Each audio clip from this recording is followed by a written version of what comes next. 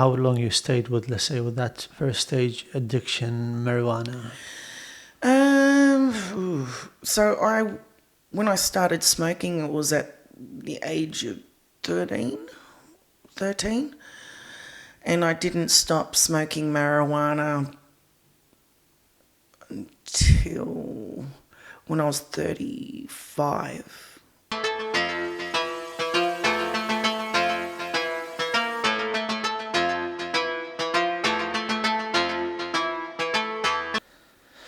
Jasmine, how are you today? I'm good there, Mr. Yonan. How Thanks are for you? your time. Thank you. It's brave, actually. We agreed on talk about your experience of drug use, recovery. It was a journey, yeah? Yes, it was. Tell me about yourself. I am part Pacific Islander and my other part is European. Been brought up half hard, which is from the Pacific Islander side. And then there's the caring, nurturing European side. So the Pacific Islander side were very structured, very into Christianity, the religion. It's always Family. God, family. And further on, you got your cousins, your aunties, your uncles, and then it basically went on more. Right. But then my father, he's the only one. So he had no brothers, no sisters. So, and his mother was the same. So they were very much loners in the European side, where it's not common, but for him and his mother it was. You're born in Australia. Yes, How was your grow up? Like your childhood was all normal? I'd say that me growing up as a child, it was good. It was good right up until the age when I started to see there was a difference within race, because I was brought up in Hornsby, and then by the age of 5, we moved into Mount Druitt. This is all suburbs of Sydney. Also a suburb within Sydney. And I found that it was very Anglo-Saxon, very white Australian. There were Aboriginals, you have your Indigenous, but there was no Islanders back then in the 1979, 1980s. We were like the first Pacific Islander European people. Normal life, you went to school? Went to school, battled with racism, having our house egged as we were growing up, bricks thrown at the house. Again, that was during the Anglo-Saxon, and they just didn't like us. And then it just basically made me start to become hard. You're talking about 80s or what? In the early 80s. And that was common, or are you talking about only your suburb? For us, it was the first time, because we were the first people in the Mount Druitt, Wayland area to suffer in such way. Okay. Then you went to high school? Went to high school, became a very, how do I put it, a solid person, we can say. Didn't trust anyone. Every time as I was growing up, I was very picky with who I let into my circle. You didn't trust, why? Why you didn't trust anyone? I think that would be from my island side. Okay. Because it was always tight-knit, just stay with your own people. Okay. Don't look outside. Stay with the island community. Stay with the community. Correct. And then just growing up, just as normal, but just being hard, just because I started to get involved with certain things which I shouldn't have. Okay. And that's when I started to fight. So What age you think? I'd say that started happening at the age of 12 when I was in year 8. So when you say stuff, what are you mentioning? What are you referring to? When basically started to dabble in drugs. Drugs. Do you remember how you started? It was gradually someone introduced you to. It was the vibe, the group. It was the vibe of that group back then. So it was go to school, go home, but then go to school and have marijuana. I think the teachers weren't stupid. They knew very well what we were doing. They started pulling our bags apart just to wonder whether if we had marijuana in our bags. Only one student during that time had been caught with marijuana, and then they called the police just to try and find out whether or not if this was a distribution amount. That's about it. Well, so there is a legal amount that you can use as a personal. No, you're not. It was all illegal. So during those times, if you were caught with marijuana, you'd be cautioned. Back in the late 80s, they didn't call it a distribution amount. And a distribution amount, you'd be looking at anywhere from an ounce up. That would be a distribution amount. So you start using it through a friend. Yes. So it was what? It was like just a teenage wanna explore, wanna try something new. It was more of an exploration type of thing. And basically I did enjoy it. But then there was the point of, wow, I can actually make some money out of this because it is something that students are, during that time, were looking for. So I assume you were a student at that time. Yeah. You couldn't afford it, so I assume they were giving it for free or what? No. So I was working. Oh, you were working. So I started working whatever job I can do, and that was usually I was working in the fruit and veg market. I worked in a chicken poultry shop. I've also worked in, back then it was called Franklin's, and also worked in a cafe. So I had money when I was younger, and I was basically the one that would forage money through to my brother and my sister when we were young, because we weren't allowed to go on excursions to learn and things like that through high school. So talking about first usage of marijuana, so what was circumstances? Finish school or something? You're going somewhere with the friends, meeting park or? Yeah, definitely. As soon as when we finished school, we were all at the park smoking marijuana, and then before you know it, it was another friend of ours ended up saying, "Oh, there's a new drug. Do you want to try that?" And then I'm like, well, "What type of drug is that?" And then they said, "Oh, it's a trip." So trip is an LSD. It was in a little cardboard, and that was an experience. That was, you can either have a good experience for it, or you can get a bad psychosis type of situation from it, where you go a bit loopy from taking the LSD. Why they take it, you reckon? That next level of... I think it's just for that chasing. We're basically chasing what's the next thing to do, what's out there. And as a young person during that time, that's all you would be looking for. chasing the next buzz. And so I thought, yep, all right, I'll start trying that out, and had a few good times with it, and then I just thought, no, it's not me. Any side effect that your parent or extended family didn't realize that you were on these things?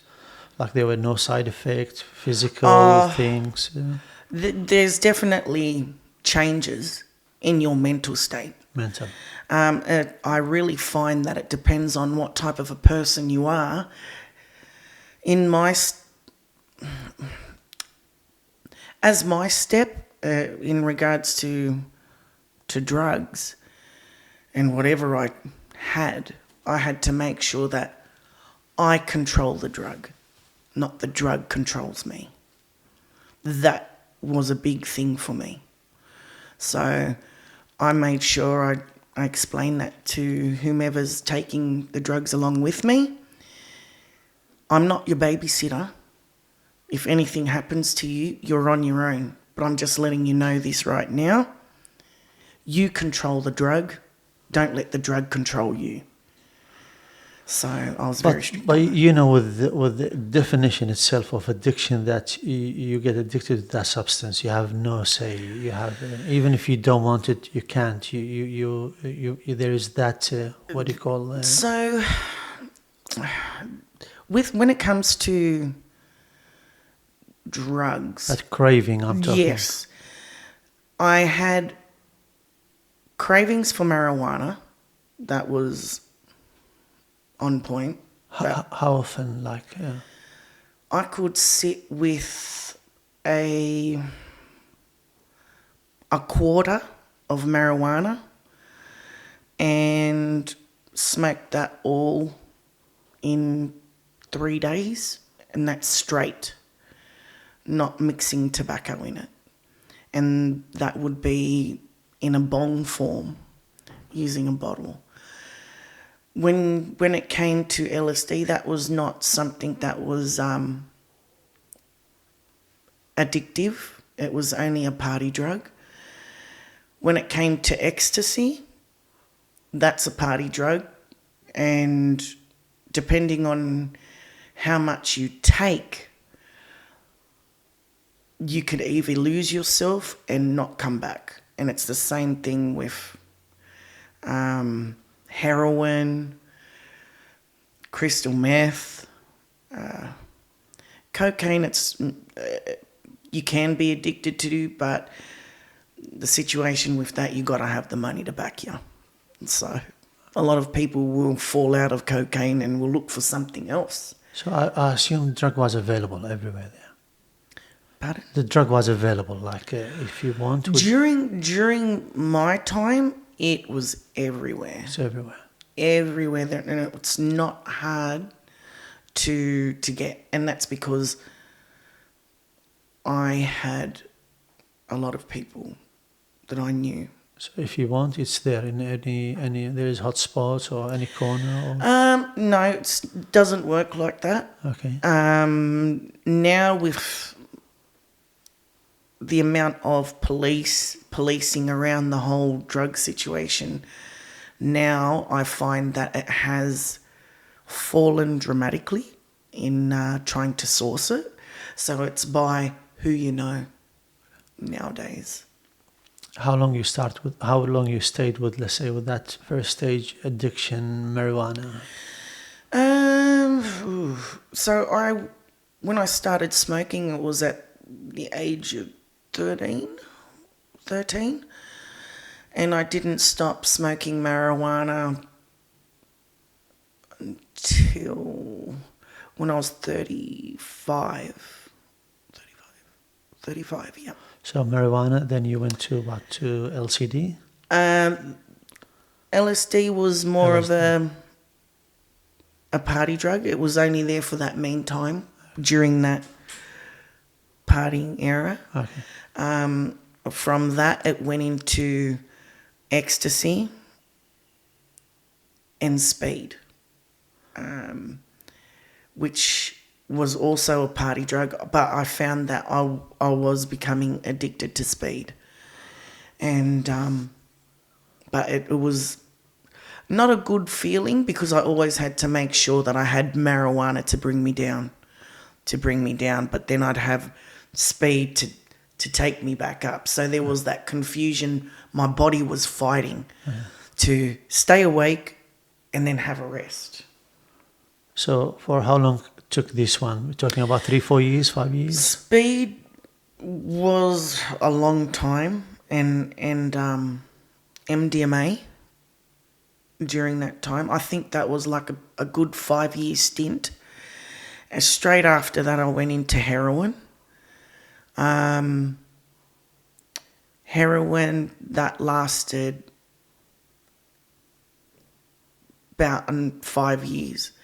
But that's at that point in time when I was having heroin, I didn't know exactly how far I was willing to go and get it. And that was drive for hours and not even realize that the person that I was with was going to jump the person who is selling the heroin in order to get it for nothing.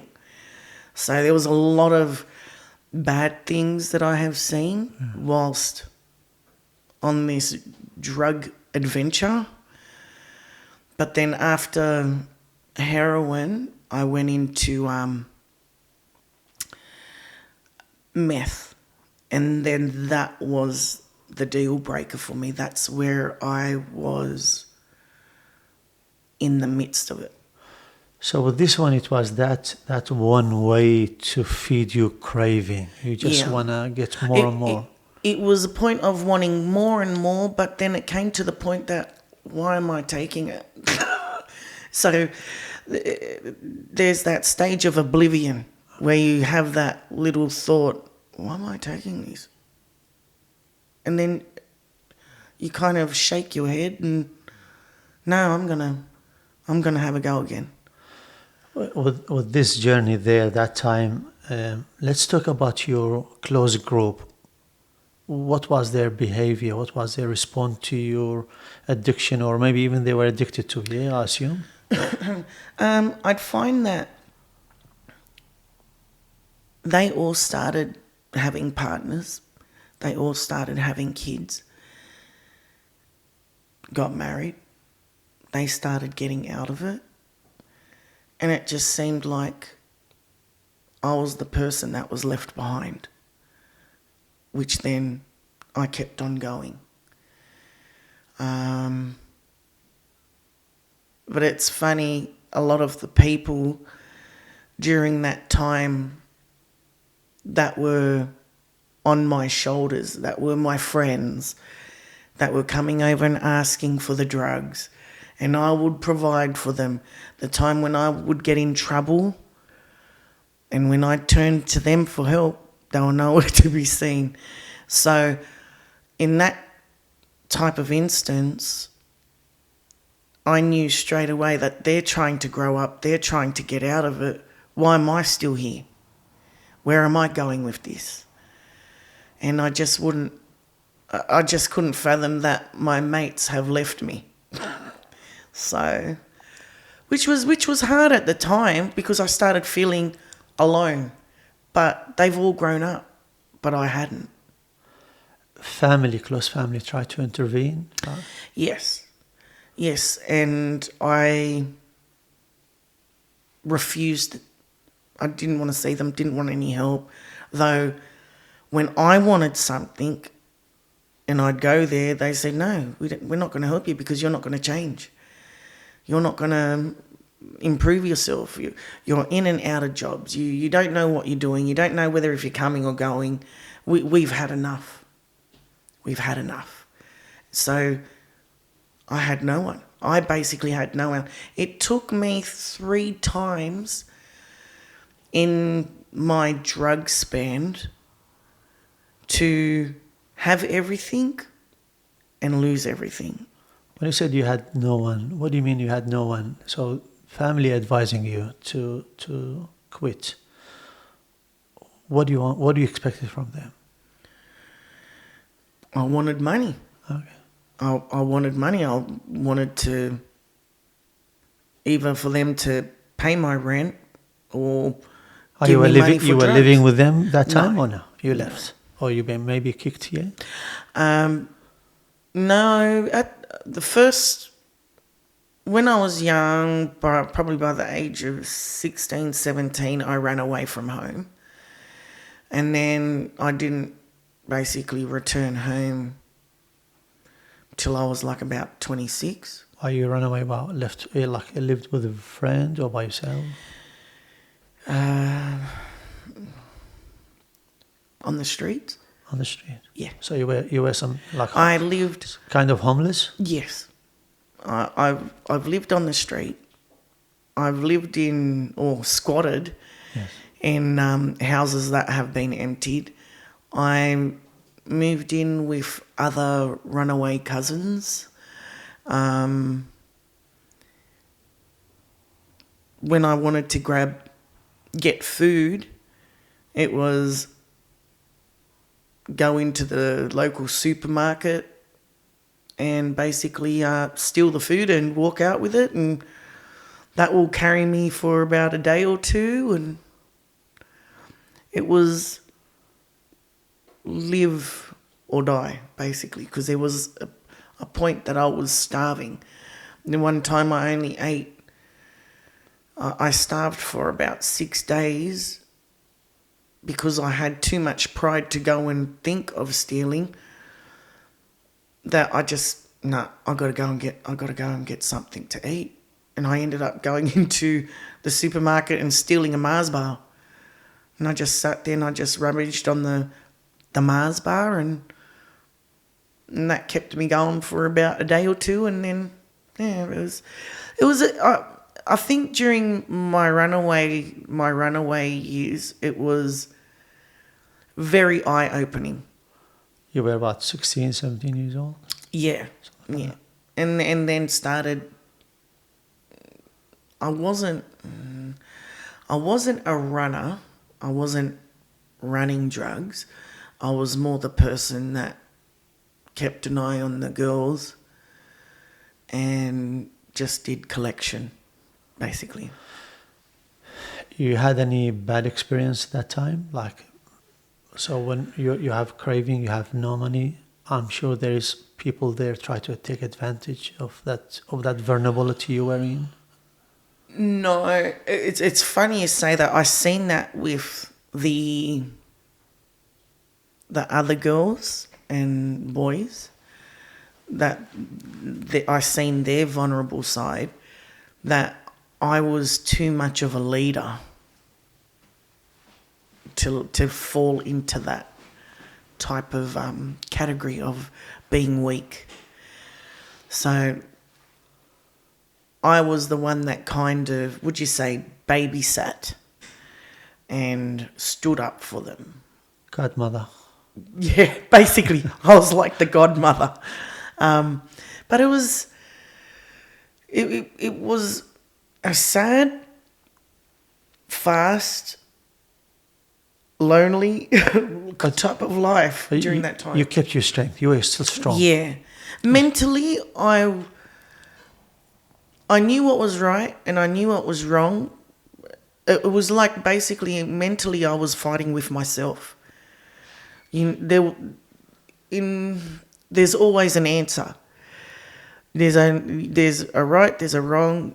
The questions you're asking yourself, you don't even want to answer it because you know that you always had that answer all along, but you're just too stubborn to choose that right answer. And I assume you were in denial even? You are in trouble, or you are addicted? Or Yeah, or you need definitely. Help? It took my friend, when I was in a bad state, this was the time where I actually gave up. It took him to say, I never want to talk to you. If you can't put a sentence together, our friendship is done. And I went, how can you say that? He goes, you can't even talk. I've never seen you. Look at you. You look like a mess. And he just turned his back and walked away. And I went, how can you talk? I don't want to talk to you anymore. And this person was so important in my life, my best guy mate in the world. To have him turn away, and I was going back to a house that's empty, that I'm just about to be evicted from. I had my car taken away. I basically sold everything to then be told that you're a mess. You're going nowhere and I don't want to know you. It took me to sit down in that house on my own and have that epiphany that I have nothing. You have any brushed with authority at that time? Yes. I've been raided twice in that house by the police, and at that stage they were actually thinking that I was a distributor, that I was getting the big bulk, and then I had people coming to me to provide the goods for them to go. And then I went, you can go through the house, I have nothing. And I think my house was too hot on the radar to actually have anything be stored there to hold and to provide illegal substances to the neighbourhood. I assume police treat you differently when you are minor with this situation? They definitely knew that I'm not stupid, because every question that they asked, I answered to them, and they didn't like my answer. They basically tore my house apart, and I said, aren't you going to put things back? Nah, you can do it yourself. And I was like, oh, okay. So I put everything back together one by one, and then I just sat there in the lounge room again thinking, I can't live like this. I have to change. Ever been detained? I have been. Yeah. But I've been detained but not charged. Oh, yeah. No conviction or something? No conviction. What was the tipping point that broke the camel, what they call back, that straw that you say, okay, enough is enough? My friend. That friend, that's what said. He was you the look one. like a mess, or Yeah. It took one person that I depended on to say that, and I sat there, and it came. depended on, or you said you admired? I admired him for the friendship and he was the best bloke friend that I could ever have, and to be brutally honest with whatever that's on his mind and whatever's on my mind. We can go to and fro together. He was basically black and white, and I prefer to have a black and white discussion with a person than have someone spreading fairy dust and going around the bush. He was a black and white person. And when I was sitting there after that day when he said, I don't want to ever talk to you, he turned up to my house, the house that I was living in, 3 days later. And he said to me, pack your things. You can't be here anymore. You're coming home with me. And I was like, why did you come here? And he goes, you're being evicted. Where else are you going to go? And I said, I've lived on the streets before. And he goes, no, you're not going to live on the streets. You're coming home with me. It took me 2 years to get off the drugs, to basically go cold turkey. I ended up in hospital for a week. Why that? Because I was suffering anxiety. I was like... That's one of the side effects. Yeah, when you're trying to go cold turkey. Yeah. I was starting to not be myself. While on drug, I'm talking, let's say, about hardcore drug. I don't know even the names. You ever been like unconscious or like wake up second day or something like that, or you were all that time you were conscious, you were in control, you are aware of your environment around you, surrounding. Yep. Yes, I have been, and So you never went unconscious, or I've never gone in unconscious, and even if no, I've never been unconscious. Every time when I've taken, we'll just say heroin. Heroin is one that will, once you have heroin, you can basically knock out. So I smoked heroin. I never injected heroin.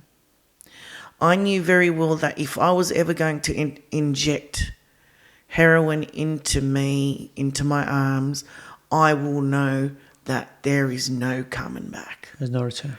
There is no return. You'll be on the dome later because you can't afford heroin, and you'll be so dependent on government drugs, the methadone, and I just never want to be that. Before you decide to stop, let's say, become sober, stop your addiction, there were any organization, any network, any charities, anyone aware of your problem that interfere or try to interfere? Let's say government agencies, No, churches.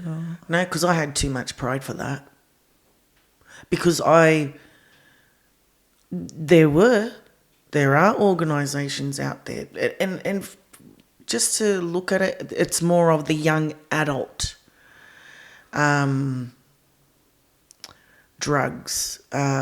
drug organisations that were around, especially with Exodus in Parramatta. They were really good, but I never used them. Is that Father Raleigh or Smith, something like that? I used to. I don't remember. Yeah. But there is They still exist, I think. Still, they're Exodus. still there. Exodus Parramatta Yes. is still there, Yes. from what I can remember. I think. I remember. I think their priest used to be on TGB night program, I something think- like that. Yeah, Father or something. Yeah. but it's funny because during that time where I had that point with Exodus, I sat there and I was rummaging through the food and I was starving. Not even to notice the other homeless, the other mental, other drug addicts, all these people that had real problems. All I was worried about was eating. It wasn't until when I was full where my eyes looked up and I seen everybody and I just shook my head and I feel for these people. I know all these people have issues. I know they have their addictions. They have all their skeletons in the closet. And here I am thinking, as I'm looking up, I'm better than this. I can do something. Why am I wasting my life away? I think that was my epiphany at that point where I had to make a change. Oh, excuse me. Where I had to make a change in my life. And that was to be sitting there amongst them, the real people that needed help. You lost any friends for addiction? Yeah, I've had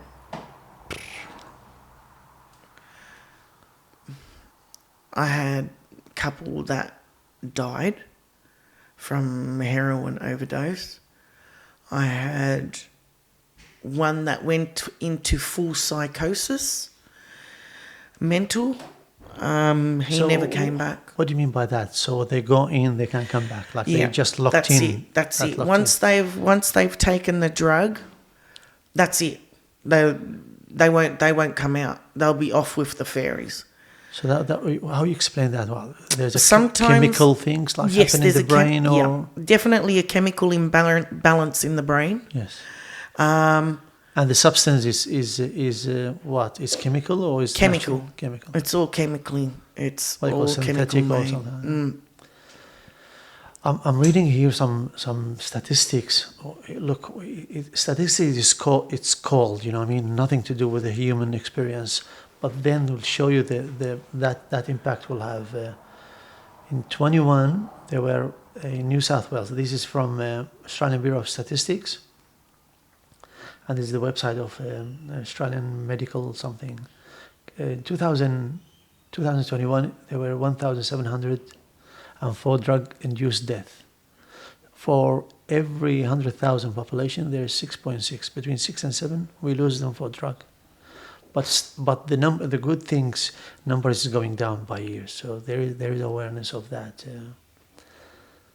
You decided to stop. What's after? What's the step you took? What's after? What's the journey there? The hard part was trying to get over it, over the drugs. But I stood strong because I've had the help of my friend. And so I lived with him for 2 years, and then I ended up finding, right, I'm ready to look for work now. And then I started looking for work. How you dealt with the craving? I kept busy. Okay. And friends. I had to cut a lot of friends. I'm back to just a handful of friends. I don't trust, and nor do I want to take any more friends. So I think it's better to keep just a handful, and then after that, whatever's outside that hand is more of an acquaintance, and that's a hi or a bye, or have a little bit of a chat. That's basically it. But it all comes down to whom you're with. Who do you hang out with? I don't want to mix again with that type of group. You got any help with the recovery? No, Because you didn't ask. I didn't ask. I looked at it. I was quite stubborn. And I always kept to myself thinking, I don't need help. I can do this on my own. And I think, again, it all comes down to you controlling the drugs, not the drugs controlling you. And that's what I always kept in my head. Though there was that week time where it was taking over, but if it wasn't for my friend taking me in, I think I'd probably be either dead or, God knows, probably hanging somewhere. But I've never gotten to that stage. So you stopped it. You said cold turkey. Yeah. And from that time, there were no return to drug. No, not at all. There were no like here or there. You know what I mean? If weakness. there was, when it comes to your New Year, and then you're seeing everyone, they say off chops, and along in the streets of New Year, everyone's basically on it. That's the younger generation now. They're on it. I'm too old to be on it now, and nor do I want to be. After not taking drugs anymore, I have so much clarity, so much to live for, and the direction I want to go in. I love the people that are around me. I got to be with my mum and my dad for the last days of their life, so I'd rather that I be straight and coherent than be a fool and not know whether if I'm going to live day by day. I don't know if this is related, the statistic, but that time, people in the 20s were the most victims of drug. Now it's the people between 45 and 54. So like there's a shift here in using drugs. So maybe you were in bad time there. Yeah, it's all dragging up now. So I find that those that are around it today, that are in the age group of their 45s to 50s, Yeah. I really think that they're looking at it as an escape now. If you really look at what the world's coming to, where it's coming to becoming unaffordable, wondering how the hell they're going to feed their kids now, trying to put the roof over their head, trying to pay the gas bills, trying to pay for the living expenses. And I'm sure they're looking for their way of escape mentally. Because how is it that you want to wake up and know that you got to do the whole thing again to make sure that you keep your family alive, knowing that whatever money that you're getting, it's just being stifled out of you. So I do understand how they would feel that way. I want to ask about your parent, how they were feeling. I'm sure they were feeling terrible that they see you in that situation and they couldn't help. Yeah. Yeah, Mum was ashamed to have a daughter such as myself. She thought that I was just going to be that good kid, sports kid, all about sports, do youth work, be a nurse. There's all these things. I was a very difficult child, I know that, because there was so many things that I wanted to do in my life and just didn't get around to doing it because I was too busy partying for a good 20 years. You had sibling that time? You had sibling? Yes. Okay. I have a twin sister and a younger brother. My twin sister, she's a lovely sister. I love my sister Miriam. She did all the right things to look after Mum and Dad, to do her schooling. She did everything right. Me, I fell off the bandwagon. I wasn't your normal, average, everyday girl. What challenges you faced during recovery? Falling off the recovery wagon. Temptation? Like? Yeah, temptation. Even though that I was living with my friend, I'd go out with my other friends and then I'd see them doing all the drugs again and I'm like, I just vanish. And then they're ringing me, where are you? I don't want to be near you. And that's when I started culling my friends. I can't see this one, I can't see that one, I don't want to see them anymore. And yeah, it was hard. It was all to do with friends.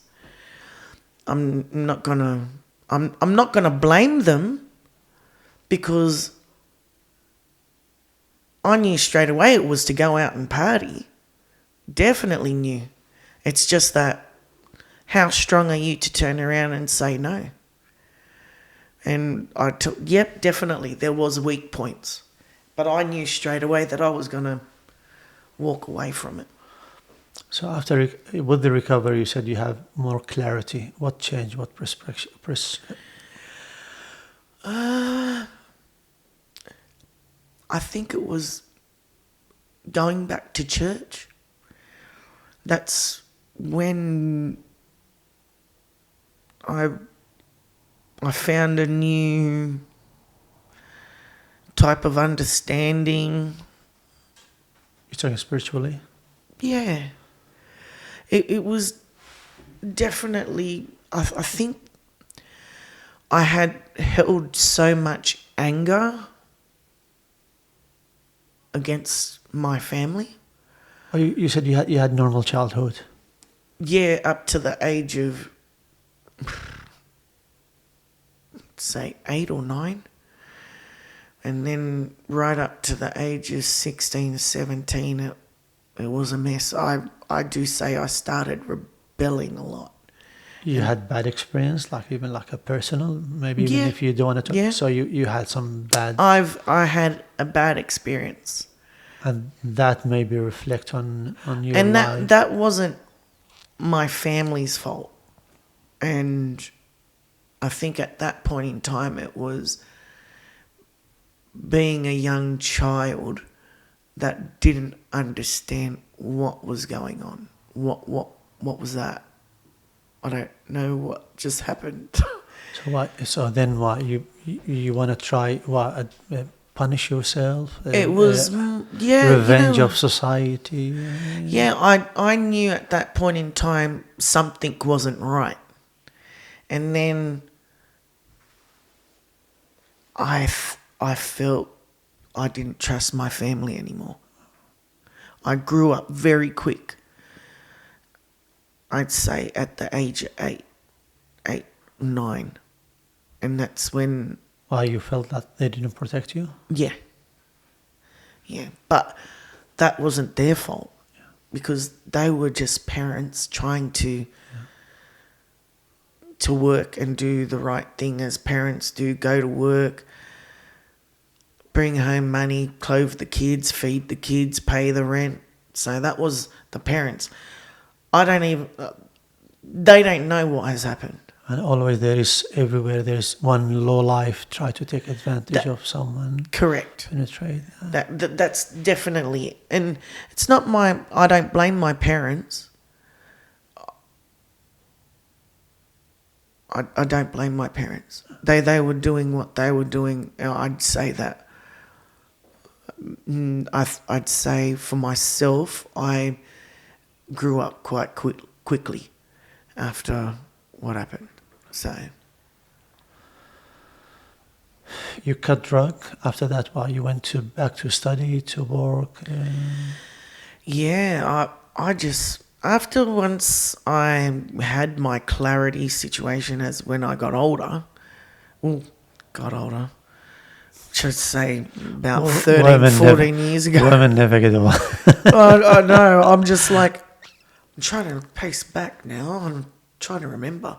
But it wasn't, it feels like it was only 5 years ago that I've come good. Everything is still fresh in my head. Though it was 15 years ago. You cut school in any time? Like you stopped studying? I stopped school when I was in year 11 when I ran away. But as I ran away, when I was signing myself out of school, my teachers were going, "Why are you signing your? Well, you're crazy. You're so bright. You know what you're talking about." I was doing legal studies, and my legal studies teacher basically said, "You're crazy. You're an A student, and how is it that you want to leave school? I don't understand." And I said, "I've ran away, so you can't stop me. You can still go to school if you've run away." And I'm like, "I have no interest now." And then off I went on my merry way. But yeah, I do regret not finishing and doing my HSC. Then you went back to work? After all my years of being a young kid for like another 15, 20 years, where that finished when I was 35, that's when I've been working very hard, and that's all it's been all about, just staying off the drug track. You picked any hobbies or activities to fill that vacuum? Or? No, I basically went to church, come home, went to work, come home. I just made sure just to stay out of sight of other people. I felt that that's what I needed to do in order to try and get myself better, and that was to cut all those people in order for me to heal mentally. If one of my friends turned up today and put marijuana, put drugs on the table right now, I'll be like, had my time, man. Too old for that. What do you tell young people who are on that vibe that they want to try something? It's just exploring. Don't do it. It just escalates to something more.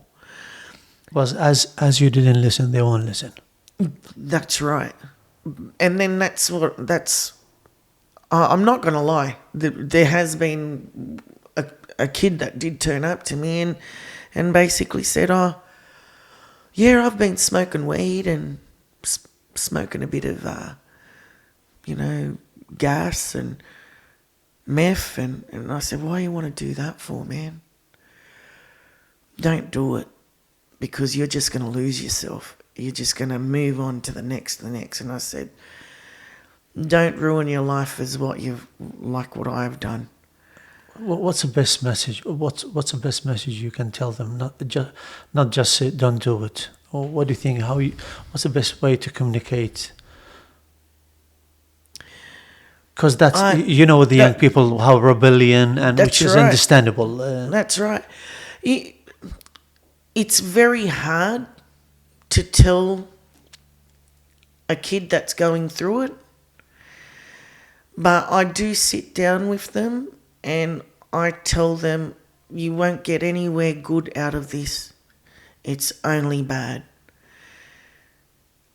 I rather that you stop, think wisely, because you'll never come good out of it. Nothing comes good from drugs. You got to be a strong person to know what you're dealing with to get yourself out of drugs. In terms of legalizing or criminalizing the drugs, what do you think? That help, or what's the best approach? Because I know in America they're legalizing too many things. Is that good things or bad things, you reckon? I'd say all the synthetic drugs, all the chemical drugs, they all should be banned. I know marijuana, it's more of a THC thing. It's just grown in the backyard. I don't support the fact that you're inhaling it, but there are certain agents within it which is good for you. I'm not gonna lie, because I had a car accident and I ended up doing something to my knee, and that having marijuana helped my knee. So I think in that aspect, marijuana is good. As a natural, I really think that they should legalize it. So that wasn't prescription. That was just you using it. Yeah, I find it's harmless. But I guess that's each to their own. I find nothing wrong with marijuana. It's just maybe for some people it's the stepping stone to next drugs. But once you've gone through all the drug stages, and to finally realise that the only drug that did not hurt anyone was marijuana, I find. Yeah, some people jump behind a car and end up having an accident or killing someone. That's where I'd say, bro, you shouldn't have smoked and hopped in a car. It'll be like the similar elements of drink driving, I find marijuana would be. So everything else can go to the pits. That can definitely be all arrest. The police can come and arrest everyone for it. I don't condone any chemically based drugs at all. With your experience, other than your personal responsibility to stay away from it, you think the community, government, agencies felt short, that they could have role, help you? I find that there's all these people within the system to help those that are in drug addictions. They've never gone through it. Who are they to talk to someone that has never gone through? You've just been educated. You sat in a school for 6 years to understand a drug-induced person. You can't talk to me. I refused, it's funny you say that, I refuse to talk to someone that has never been in my shoes. I don't want to talk to them. But maybe they spoke with hundreds cases like you. So that's the experience, maybe. Maybe they have. Maybe those people are all right. I never thought to talk to them. Again, I feel because I had too much pride to discuss my life with these people. They don't need to know. So who's the best person you reckon dealing with these issues? It need to be like I find if someone is in the bottom of the lows, so low you couldn't get any lower, and they're in such a bad drug way, they need to speak to someone that has come out of it. So you could be now a good counsellor. Yeah, basically. Yeah. I could, but they say legalities, it's better to protect yourself. If you find that you want to talk and discuss to another person that has gone through a drug situation in their life, they want you to go to school and get the steps in order to help someone, which I've done that through youth work, through youth studies. So I got a certificate in youth work. I would like to go into criminology, and because it gives you also the first step into that. But I'm at that comfortable stage where I'd just rather share than take up knowledge which I don't have time for. I basically don't have time. I'm just too happy and comfortable with my life right now, though I'll always take time and make time to see someone that's in trouble, which I have seen. An Indigenous gentleman who was in bad shape, and he came and asked me, "Hey sister, have you got any money? I'm just waiting for more money to come from the bank and this and that and the other." And I said to him, "Bro, I've seen you here how many times each week, and you've asked me for money. Never once have I not given you money. What is your problem?" And then that's when he actually said, "I'm an alcoholic." And then I said, So all that time that I donated money for you to try and get food, you went and bought alcohol. And he goes, yep. And I said to him, when are you going to change? How does it feel to keep going and putting your hand out, asking for money? And you see me and I give you money. He goes, it's humiliating to see other people don't give me anything, but you give me money. Why? And that's when I say I've been in your spot, not as a alcoholic, but as a drug user. But I never went and asked for money. I went around my friends and asked for money, not stand in public. Ever since I spoke to him, I have never seen him. He said, I'm going to try and make good.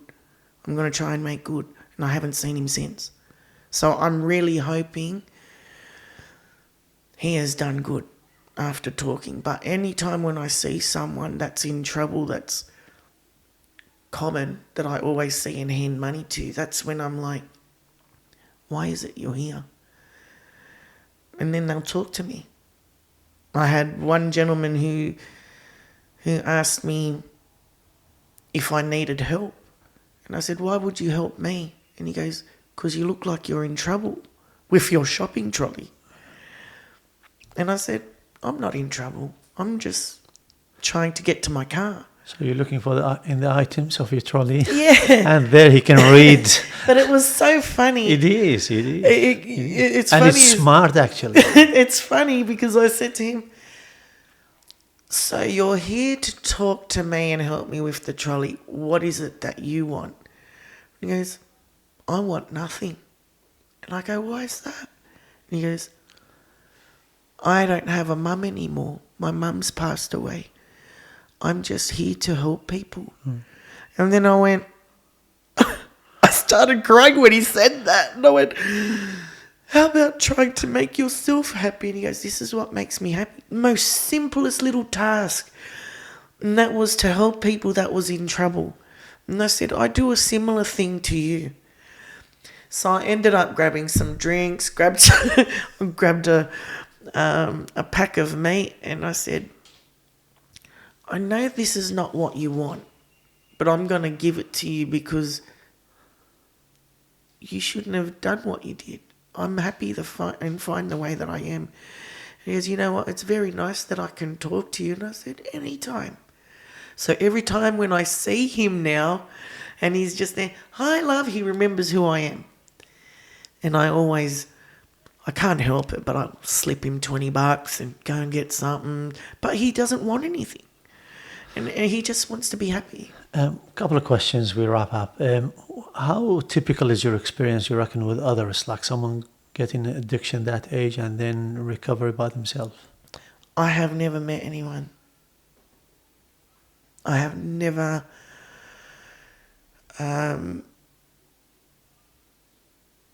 actually, only one. Only my cousin. And she was in a bad place, same place as me. And she hit rock bottom and she got herself back. You're looking back to that experience. Summon me all that experience in a couple lines. What you took from it, like the positive, negative. We can't go back. Just we can describe it.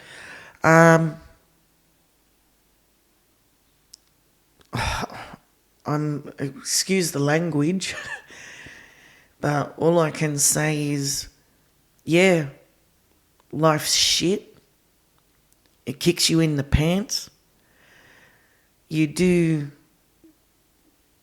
try and look for ways out, but the only person that's going to help you is you.